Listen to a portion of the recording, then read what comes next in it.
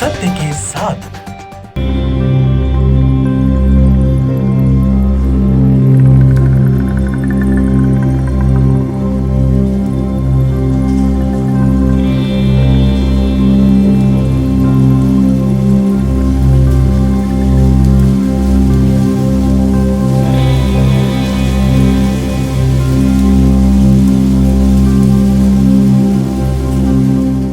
आज हमारे उत्तराखंड के यशस्वी मुख्यमंत्री श्री पुष्कर सिंह धामी जी के 46वें जन्मदिवस पर मैं उनको हार्दिक शुभकामनाएं और बधाई देता हूं। आज ही के दिन देवभूमि उत्तराखंड में केदारनाथ जी के, बद्रीनाथ जी के कपाट खुलने का जो संयोग हुआ है, प्रभु का आशीर्वाद हमारे मुख्यमंत्री जी को मिला है। हाई कोर्ट के इस आदेश का भी हम स्वागत करते हैं। भगवान केदारनाथ जी, बद्रीनाथ जी हमारे मुख्यमंत्री पर, हमारे उत्तराखंड की जनता पर सदैव अपना आशीर्वाद बनाए रखें। इसी शुभकामनाओं के साथ मैं पुनः अपने युवा मुख्यमंत्री को हार्दिक शुभकामनाएं और बधाई देता हूं। उत्तराखंड हाई कोर्ट ने विश्व प्रसिद्ध चार धाम यात्रा पर लगी रोक हटा दी है।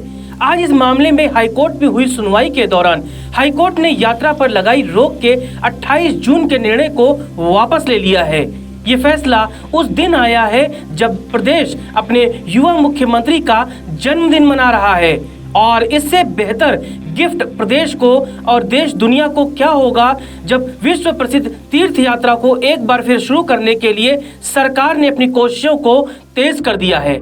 आपको बता दें कि कोर्ट ने कोविड के नियमों का पालन करते हुए ही चार धाम यात्रा को शुरू करने के आदेश दिए हैं। इसके बाद भाजपा सरकार इसकी तैयारियों में जुट गई है। सुनवाई के दौरान सरकार की ओर से महाधिवक्ता ने कहा था कि कोरोना संक्रमण अब नियंत्रण में है, ऐसे में यात्रा की रोक हटाई जानी चाहिए।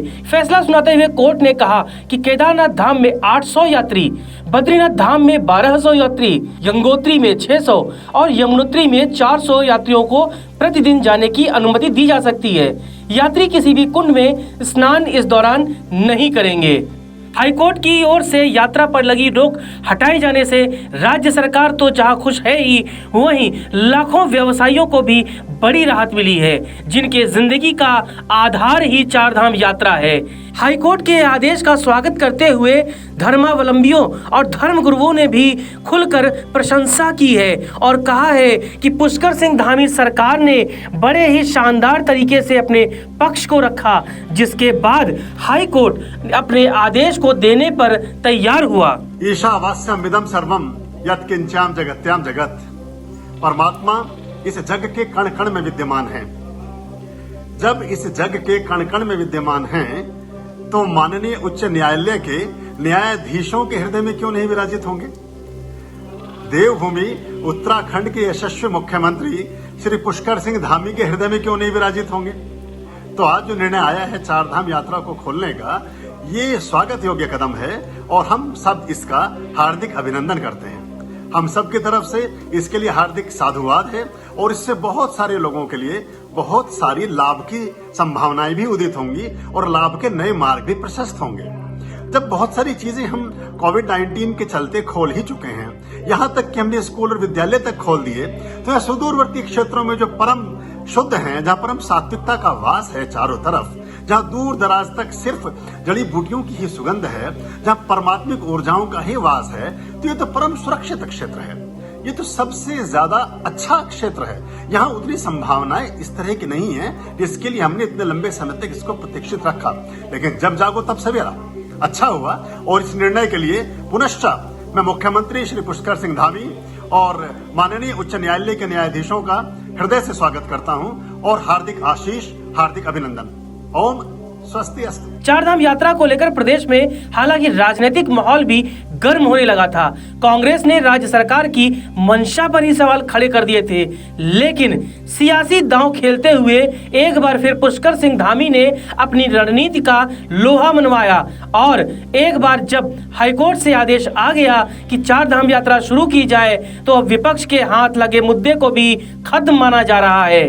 माननीय उच्च न्यायालय उत्तराखंड के द्वारा एक फैसला जो चार धाम यात्रा के पक्ष में आया है, यह बहुत ही अनुकरणीय और स्वागत योग्य है। भारत के सभी साधु संत माननीय उच्च न्यायालय के न्यायाधीश को आशीर्वाद और साधुवाद करते हैं, जिन्होंने सनातन धर्म के पक्ष में, मानव जाति के कल्याण के पक्ष में और उत्तराखंड के चार धाम यात्रा, जिसमें केदारनाथ, बद्रीनाथ, गंगोत्री और यमुनोत्री, इनकी यात्रा में जो लोग लगे हैं, चाहे उनका सांस्कृतिक विकास हो, धार्मिक विकास हो, आर्थिक विकास हो, ऐसे लोगों के पक्ष में इन्होंने फैसला दिया है। यह बहुत ही स्वागत योग्य है और इस प्रकार के फैसले के लिए प्रयास, जिस तरह माननीय मुख्यमंत्री उत्तराखंड श्री पुष्कर सिंह धामी जी ने जिस तरह प्रयास किया है, यह भी बहुत ही साधुवाद के पात्र हैं।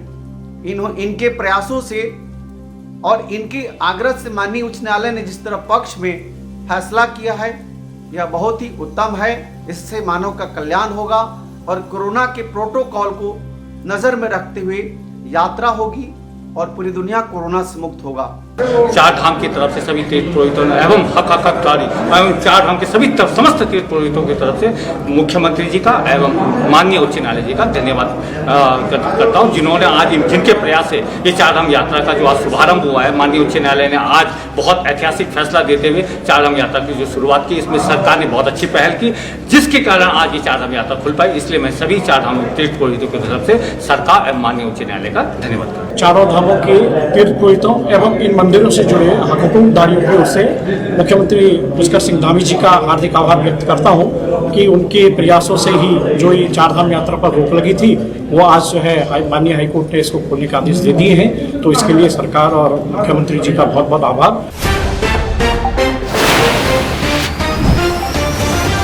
सत्य के साथ